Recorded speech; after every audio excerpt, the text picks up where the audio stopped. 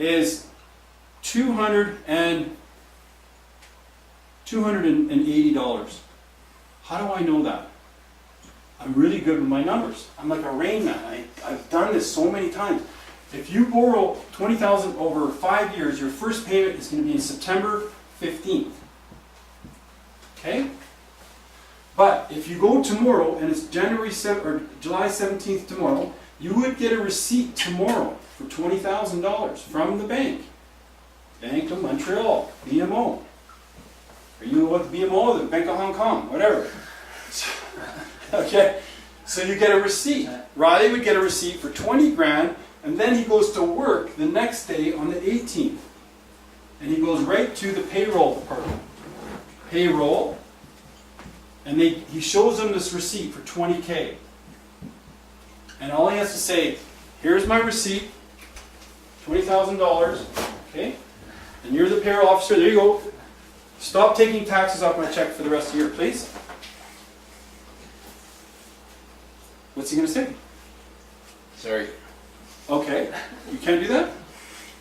If I gave you a receipt for $20,000, this is a photocopy of my RSP receipt that's issued by Revenue Canada, and I took that to the payroll department, I say stop taking taxes off my check for the rest of the year. And you say, no, can't do that? You could be right, Yeah. and so then what would I do? I would go over to Revenue Canada, again, and get Revenue Canada to write me a letter. Mr. Wines has the right to lower his taxes at source, signed Revenue Canada officer. Sorry, I forgot to bring this over yesterday. Okay, so stop taking tax off my check for the rest of the year.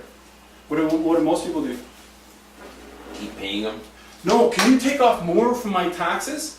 Like take off another $500 every month so that when I get my refund, it's going to be a bigger refund? That's like holding a gun to your head. That's dumb, right? Yeah. That's what most people do. So they have what's called a TD2 form. And the TD2 form, the tax deduction form, and it shows old age security, Canada pension plan, let's say your pension deductions. These are what's called source deductions. And so with this letter that I gave you here, the letter from Revenue Canada, or Canada Revenue Agencies, CRA, whatever, they changed their name because they went offshore. They don't pay tax. You think they pay tax? So this is the form to reduce taxes at source. And they write a letter and they sign it, and they have to. The employer has to stop taking tax off your check. If they don't stop taking tax off your check, you wouldn't do this. You could sue them, but you wouldn't. They have to. Actually, Revenue Canada would even phone them for you. And there's a thing called hardship. You have to get the money to pay your payment.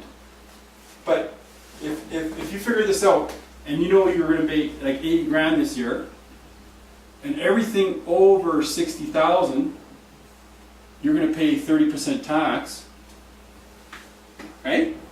So this minus that is 20,000, right? So there's the 20,000. So how much is your refund? 30% of 20,000 is how much? $6,000, and divided by 6 months. How much does that work out to? $1,200 a month. That's a lot of money. So when you get your paycheck, it doesn't show 1,600 came off your paycheck. It shows 0 came off your paycheck. Okay, now other than being really not motivated and sleeping right now, I don't know why you wouldn't do that. Really, I just don't know. Because you've never done it before. You don't even know what a TD2 form is. No. So ask me. I'll show you where to get it. Go to Google TD1 Revenue Canada and print out it. Go to Google TD1 Revenue Canada and print out the form off the internet. I don't have a computer. Ask him. You understand that? Okay. So then you get your, how much every month? Did I say? $1,200 a month. $1,200 a month. Would that be enough to make your payments? Yeah, I think so. Yeah, you wouldn't even feel it. Yeah. That would come out of your bank account. But then what about next year? Oh, now I gotta keep paying this $280. So what? You got $6,000 in savings now. So I just made you $6,000 in less than 15 minutes here. Yeah. I don't know how much you make at work, but it's less than that. Yeah. And that is true. That is the most exciting thing. I have so much confidence telling people that because I know that will happen. Guaranteed. But she doesn't have to do it. Because whatever, like people's situation is different. Because maybe they don't want to get so much money and then they get a bonus and they don't pay taxes on their bonus until the end of the year. It's kind of like sort of being self-employed in a way. You have a salary and then you have bonuses, right? So they pay you 2 separate paychecks, right? And all your sub is tax-free too, right? Okay, so that's, oh my God, no! Brake clean. Brake clean, do you have any? No. But that will work. This is permanent. Brake clean will work. Probably. I have several fans at work. Damn. Oh boy. Yeah. Okay, I'll just use this, but that's worth even keeping on there. Brake clean. Okay, so let's take a break, and I'm going to shut the video off. But Okay. that's best of the best. I mean, if that's all I showed, then that would be pretty good. But it's got really nothing to do with houses. Makes sense. But does it have something to do Yeah. with houses? What can you do with your RSP? Buy a house. Buy a freaking house, tax-free. Why wouldn't you not do that? Because then, you wouldn't be renting, right? Why would I want to get rid of you as customers? Yeah. Because I want you to tell this to everybody that you know, and then they'll rent a room from me. Yeah. Good idea. Right? Does that make sense? Yeah. I give away free information, and then I get other people that rent rooms. So now, like the 20,000 RSP loan, because we have a RSP limit Yeah. every year. Yeah. Yeah. Not every year we have 20,000 RSP limit. How much should be? Every year, how much? Okay. So here. So. You're allowed 20% of your income, or up to a certain amount every year. So every year your RSP carry forward Yes. builds up higher every year, right? Yeah. So it doesn't make sense to buy RSPs over like 60,000 income, really. There's no advantage, really.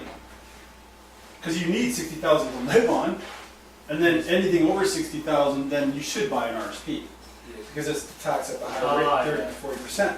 So, like, you buy what you need, but still, even if, like, you were trying to get a house, and you're saving every month, why wouldn't you just save your money in the RSP? Because you're still going to get 10 or 20% on top of your savings when you put it in the RSP. So, the thing is, what you're saying is, you can only buy so much. If you're maximizing your RSPs every single year, there's only 5% of people that I know that actually do that. So So when a few people do this. they buy the RSP, 2 ways to buy. One is borrow money from a bank to buy the RSP. Yeah. Another way, some people save money to buy Yes, RSP. that's a good idea. If save money to buy RSP, sometimes we cannot save lots of money for. That's right. So the loan is Yes. over 5 years is a better plan, right? Does that make sense? Because the payment's so little, but the large amount is a big chunk, right? That he got a huge thing here, big time. So the people that are more experienced get more out of this. Guys like this, okay, whatever, it's going to smoke, right? Shit. I gotta get some gas or something.